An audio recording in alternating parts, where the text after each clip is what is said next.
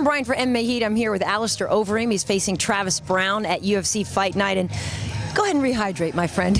You've been working out for the crowd here, for the fans and for the media. Obviously, Travis Browne is somebody who, you know, he's got knockout power. He's in great shape all the time. How do you feel about this matchup? Well, I'm very confident. Train like a madman.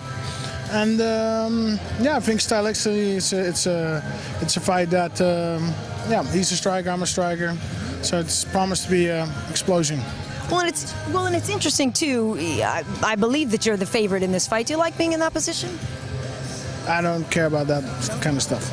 You don't process that and think, okay, well, now the fans expect me to do it? Actually, if I look at my history, usually I do better being the underdog. So. The favorite, the underdog, you know, I'm just focused on my fight and the things I need to do, and it'll all pan out how it'll pan out. Right. Now, obviously, people are wondering how you're feeling coming off of a loss, and that's something that you haven't had in quite some time. So, you know, what did you think after that fight about your performance, about what happened in the cage? Were you upset with yourself, or did you just feel like, hey, on any night, this kind of thing can happen? Well, I think that the whole Anderson Silva thing already showed that it can always happen, but. You know, what I did with myself was I went back to the drawing boards. I thought of any possible detail that went wrong, and I fixed it. I just worked hard, getting all the right people together, all the details, all the pieces that were missing in the previous camp. I fixed it, and well, we're 4.5 months on with hard work, and here we are. Yeah, I have to believe that you've been doing this so long now. You have a real perspective because you've had so many victories in the past. Were you able to look back and point to certain fights and go, that I was doing it right before that fight, and try to get back to that? Yeah, a little bit too. And just looking at some things that I was not satisfied about.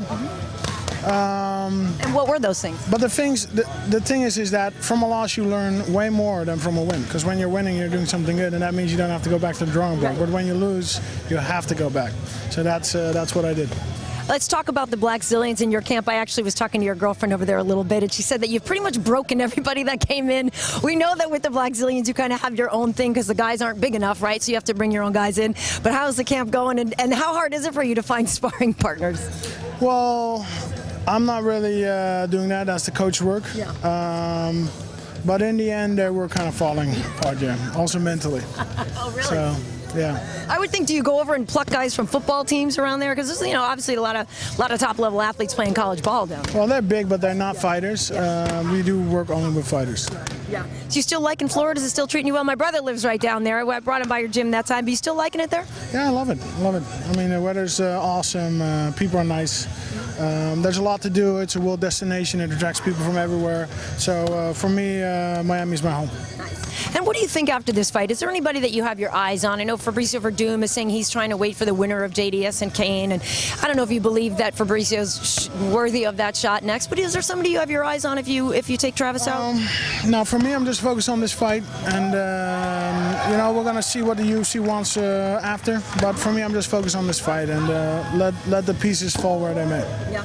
All right, well, Alistair, it's always a pleasure seeing you fight. And yeah, I remember we got a shot last time, and you don't have the gloves on anymore, but it was like a quadruple XL glove you wear, something like that? I think so, yeah. Big man throwing heavy leather. It's going to be a great fight Saturday. Thanks for taking the time today. Awesome. Thank you so much.